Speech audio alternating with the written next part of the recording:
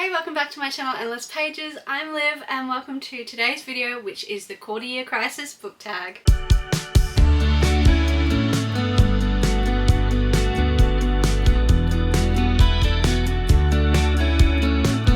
Hello, welcome to today's video. Thank you so much for watching. As I said, this is the quarter year crisis book tag. I have 7 questions here today that I am going to answer about how my reading progress is going so far this year, and I will of course tag the original creator in the description. Question number 1, how many books have you read so far this year? So I set my reading goal as 50 books and I have read 18 so far this year, which means I'm 36% of the way through my challenge, and I am 4 books ahead of schedule according to Goodreads, which I am so happy with. I honestly owe it all to audiobooks this year. I used to never ever listen to audiobooks, and then slowly I started to kind of get into them, but would listen to them like very occasionally, and now I constantly have an audiobook like always on the go. So I feel like my reading has been going really well this year purely due to audiobooks. I just find them so convenient. Like, I listen to them when I'm too tired after work and just want to lie down and shut my eyes. I listen to them when I get ready for work. I listen to them when I go for my walks. I've been getting really into walks recently. This has got nothing to do with this video, but yeah, I've been getting into walks and doing nice long walks. So I pop on an audiobook when I do that. So I just feel like it's just like using up all the spare time I can, where I have to be doing other stuff but I still want to be reading, and it means that I feel like I'm not wasting as much time and missing out on reading, because I'm still reading it. I'm audiobooking it. So yeah, the long answer to a very short question is I've read 18 books so far this year, and yeah, I've entered my audiobook era. Question number 2, have you already found a book you think might be a 2026 favourite? Yes, I have found one. Despite me just ranting and raving about how good of a reading year I've been having, that doesn't necessarily mean that I've been having a quality reading year. It's been some real stinkers this year, and I've only had 2 5 stars. One of them I will be talking about in a later question, but the only other 5-star I've had this year is Sunrise on the Reapings by Suzanne Collins. So I have been a coward by not reading this book until recently. I went and bought it. I've talked about this recently on my channel, so I won't go into too much detail, but I went and bought it on publication day. I took the day off work to go get the book, and I never read it because I was a coward, because I was afraid that I wasn't going to like it, because I hated The Ballad of Songbirds and Snakes and much preferred the movie, which I don't say often. And then I read it and I sobbed. It was fantastic. Suzanne Collins has done it again, and I cannot tell you how excited I am for the movie. The trailer just came out a couple of days ago as of filming this, and yeah, I'm back in my Hunger Games era, bringing me back to high school and that whole era of my life, and yeah, I'm excited for the movie. But this was fantastic. I know a lot of people say it's fan service. I don't really care. I thought it was beautiful. I loved getting to know the character of Hamish and all of the connections in District 12. And I said this in my wrap up, but like, without spoiling, there's obviously characters that we sort of get to know in the Hunger Games series in this book when they were younger, and I really enjoyed going like, oh my god, it's so and so. So I don't really care if it was fan service. I still thought it was absolutely beautifully written, and an absolutely devastating book. Like, this book broke me. I thought the Hunger Games was bad, but this was this was fucked. So yeah, this has been my only other 5-star this year. I've had a couple of close ones. I've had like a 4.5 and a 4, but yeah, not a lot of quality so far this year, but this was. Question number 3, any 1-star books or least favourite books of the year? Absolutely, I'm always a hater. So Assistant to the Villain was maybe one of the worst books I've ever listened to in my entire life. The writing was so bad, and I said this in my wrap up, so I won't ramble on about it again, but I don't know how you call this an adult book. To be honest, it felt like very early YA. Sometimes junior. The writing felt at a junior level at some point. But I want to actually talk about in more detail my other 1-star read of the year, which was Don't Let Him In by Lisa Jewell. So I actually haven't talked about this book on my channel in any wrap-ups because I was reading it for a vlog that I messed up and forgot to film updates and just had to scrap, which is typical me. But yeah, so I started to try and film a, you know, one of those videos where it's like don't stop filming until you find a 5-star book. And I picked this because I've had amazing experience with Lisa Jewell in the past with The Family Upstairs. I think I gave 4 or 5 stars, and then her other one, her podcast one, I can't think of the name, I'll put it on the screen, that I think I gave 5. No, not all of this is true, I can't remember. I gave that one 5 stars. So I thought, you know, I've had 2 great experiences with Lisa Jewell, like chances are I'll like her other stuff. But I discovered that after I read it, everyone was like, yeah, she gets really mixed reactions, and I see that now. This was an excruciating listen.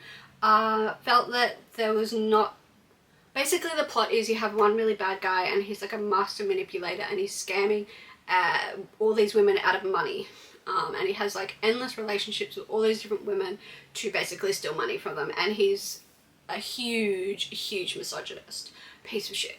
And one thing this book did kind of do well was how much you hate him. Like I felt disgusting listening to his point of view, which again is how you're meant to feel. But there was really nothing to distinguish these women from each other. I just feel like they weren't very well thought out or had a strong enough personality or personality traits that I could distinguish the chapters from each other, and I kept having to go back and figure out whose perspective I was listening to because they just were so one-dimensional. And then I just found that they were stupid.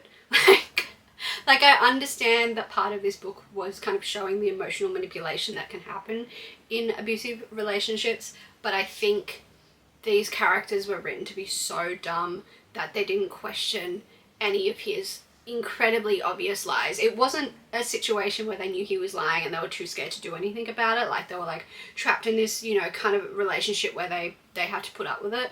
They didn't feel like that at first. They weren't afraid of him at first. So it wasn't like that kind of situation where they couldn't, you know, question it. They genuinely like just fell for his incredibly obvious lies, and I'm like, what human being would fall for this lie? Lisa Jewell just wrote these women to be incredibly stupid, and it was really frustrating to read. And then the final kind of reveal at the end, because there's one perspective in this book that you don't really know how it connects. At first, you're not sure why he has targeted these women or why he holds such anger towards them. There's obviously a reason he's targeted a particular woman, but that's kind of one of the mysteries of the book is why. And then you kind of get to the end and you realize why he's targeted this woman, and it's the stupidest reason. It was so unsatisfying. I kept listening, 1 because it was a vlog, and 2 because I wanted to know why he was targeting this particular woman. What was the big moment that drove such hatred? And it was ridiculous. It was absolutely ridiculous. His whole book was silly and frustrating, and there was just this big moment at the end that was so cringy. It felt like the scene in Avengers Endgame where all they show like, yeah, and I've got your back, and it's all like the women fighting together. It just felt like that, like very performative feminism, and I just couldn't help but think of that moment when I was listening to the scene. I was like, oh no. Yeah, this whole book I actually, it made me angry at how much I hated it. Question number 4, most read genre so far. Normally I can confidently say fantasy, no question, but thriller has actually taken over fantasy so far this year for me. Don't know if it'll stay that way, probably not, but for the time being I've read 4 thrillers so far this year and 3 fantasy. So fantasy is in 2nd place so far this year. I feel like I've maybe been like slightly more adventurous with my genres. It's worked well for some things, backfired for others, but that's okay. So yeah, I've read 4 thrillers, 3 fantasies, 3 horror, tied with fantasy actually, and 2 of those being young adult horror and 1 being adult horror. I've read 1 non-fiction, a literary fiction / dystopian. I've read 2 dystopians, what else have I read? A romance and a lit fic and a historical fiction. So yeah, I've mixed it up a little bit more. Obviously my thriller and thriller and fantasy, sorry, are still majority of what I read. I will always be a fantasy reader, but I like that I'm reading more thrillers because that's a genre I always enjoy. So I enjoy that I'm reading more, and I love that I'm reading more dystopian again. I want to be back in my dystopian era after reading Sunrise on the Reaping and after reading what's it called? The Blighted Stars. After reading that, I'm like, ooh, I want to be back in my dystopian era. So that makes me happy. Question number 5, a book that surprised you. For this, I'm going with A Man Called Uwe by Frederick Backman. I was really surprised that I enjoyed this. I didn't think I'd enjoy it at all. So this is contemporary fiction about this guy called Uwe. He's a grumpy old man, and he's quite an asshole to all of his neighbours and everyone that he interacts with. And then one day this new family moves in across the road from him, and he begins a reluctant friendship with them. So I gave this 4.5 stars. Actually, no, I think I gave this 5 stars. No, I did. This is my other 5-star that I was going to talk about. That's right. So I gave this 5 stars. I understand people's dislike of this book in terms of there's some triggering the content that they kind of almost has a comedic tone to it, and I understand why people wouldn't appreciate that. And I understand that could be really, really triggering for some people, but I just liked the hopeful nature of this book. It was a tough read. I would definitely check the trigger warning before reading it, but I was just so emotionally connected to these characters, and even though he is such an arsehole, you can't help but see the good in him, and despite all that he's been through in his life, he still manages to find hope and see how connections to people and people that love you and care about you can give you strength. And I found that really moving, and all of the kind of history flashback scenes in this book I think were incredibly well written, going back into our main character's past, his relationship with his father, how he kind of became the man he is today. I was so drawn into those chapters. They were literally my favorite parts of the book. Yeah, this book, it's silly, and yeah, it can be a little bit repetitive in parts, where the scenes where they're trying to convey to you that he's grumpy and they keep doing that over and over, and I was a bit like, I get it, he's an asshole, he's grumpy, you don't keep having to put scenes in just to show that, like, you've established that he's an asshole, it's okay, I get it. So that did get a little bit repetitive, but I just found this book just so moving and so beautiful, and I just can't believe how pulled into this story I was. I read it in like 2 days. It's a small book, but I'm a slow ass reader, and the text is really small, but I flew through this, and I was just, yeah. Again, it goes to show that I should be attempting more contemporary fiction than I do. I always think, oh, I don't like it, but I found a few gems, and this is definitely a gem that I found, and I'm so glad I gave it a go. Question number 6, books that have come out in 2026 already that you want to read but you haven't yet. I don't particularly go out of my way to read or look for new releases. I obviously kind of see, through being a part of the book community, new releases, and working in a library, I see the new releases come through, but I don't go out of my way to read new releases. If you watch my video before, if you've watched my videos before, you probably see that I don't read a lot of new releases, and it takes me forever to get a book off this physical TBR. So yeah, I'm not a huge new release reader. There is one exception that I've been very curious about, and that is a book that came out last month, I think. That is, yeah, oh no. What month are we in? Oh no, came out the start of this month, sorry. We're not quite in May yet. So this is Yesteryear by Caro Claire Burke. The reason I think I'm so interested in this is because I've seen so many people say it looks like this book is kind of loosely inspired by these real life social media influencers that I think they're Mormon or Mormon-esque or that kind of religion, and their content creators are literally around filming themselves being like trad wives. So like Ballerina Farmer, who you guys might have heard of, her story is, yeah, very, very interesting and sad. And then also Nara Smith. I don't think Nora Smith's a Mormon. I think her husband's a Mormon. I could be really wrong, but I think her husband's a Mormon.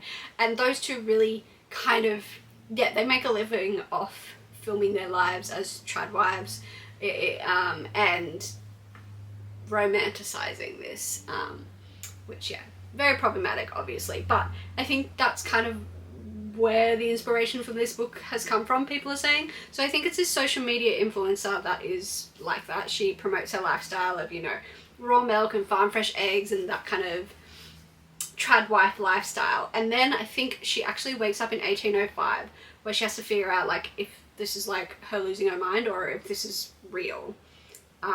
So yeah, her name is Natalie, lives a perfect life, popped out a bunch of children, is an influencer for a living, and then she wakes up and yeah, she wakes up in a life that isn't hers. Her home, her husband, her children, they're all familiar, but something's off. Her kitchen is warmed by sputtering fire rather than electricity. Her children are dirty and strange, and her soft-handed husband is suddenly a competent farmer.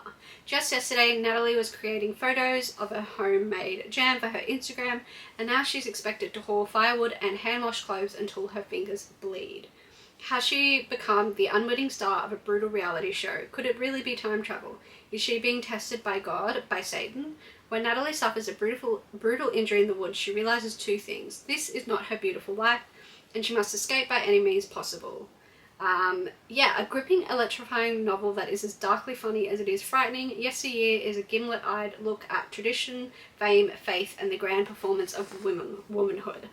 This sounds really interesting. I'm so curious about this book. I think it might have some really interesting things to say about these types of influences, and yeah, what it actually would look like to be a trad wife in that time compared to what they pretend to be now in front of the camera, how they pretend that they live their lives, these types of influences, and try and recruit more women into this unrealistic depiction of what being part of this extreme religion and lifestyle would actually be like. And I hope that this would make some commentary on how crazy toxic that is. So yeah, this sounds really interesting. I like, I've discovered I like a thriller that has something to say. The other contemporary the other literary fiction thriller I read was Clean by Leah Trabuco Zoran, and that was set in Cuba during like the revolution. Yeah, and that was really interesting. That had a lot to say about class. So this seems like a similar concept, a thriller that has something to say and a message to get across. So yeah, that's why it's really sparked my curiosity. So if anyone's read it, please let me know in the comments what you thought. The final question, question number 7, one goal you need to focus on. So this is a goal that I'm necessarily not focusing on because I'd be doing poorly in it, but because I'm happy with how I'm going in it, I want to keep that momentum going. So my bookish friends and I, actually, context. Sash and I last year had a challenge where it's called the Read 5 Buy 1 challenge. We've named it. Someone named it. I didn't name it. I'm not that creative, but yeah, so if I wanted to buy a book, Sash had to read 5 books off her physical TBR, and if Sash wanted to buy a book, I had to read 5 books off my physical TBR. Doesn't matter how you do it, if you audiobook it or physically read, doesn't matter, as long as it's a book off your physical TBR, it counts. So yeah, I found this really helpful, and we've continued it into 2026 and brought 3 other friends into it. 3 other friends? Yeah, 3 other friends into it. And it's working really well, and I think I can say it has significantly, no, not just significantly, drastically cut my book spending, book buying habits. I have over 200 unread physical books on my TBR, and like I said earlier, a lot of these I purchased when I was a teenager, and I look at my shelves daily and say, like, I'm gonna hate half the books on this shelf, and I don't like my collection of books. I'm not happy with it. So I've been doing really well in this challenge. I've read 12 out of 18 books off my physical, 12 out of the 18 books I've read this year are off my physical TBR, and I know that's not an amazing sounding percentage, but for me, compared to previous years, I think it is so significantly better, and it's really at the forefront of my mind when I'm deciding what to read next. So I'm like, oh, I really want to get another book ticked off the physical TBR. So it's really helping me to yeah, borrow less library books while I focus on cutting down this shit and buy less books, more importantly. yeah, and it's making me feel like I am slowly creating my shelves to be a collection that I really love. Those are my answers to the quarter year crisis book tag. I'll get you to answer one of the questions in the comments. Which one do I want to ask? Let me know. What is a book that surprised you this year? I like that question, so I will pass that question on to you. Let me know a book that surprised you this year. Thank you so much for watching this video. I hope you enjoyed. Give it a like if you did, and subscribe if you would like to see more of my content. And I will see you in whatever the hell I post next. Bye!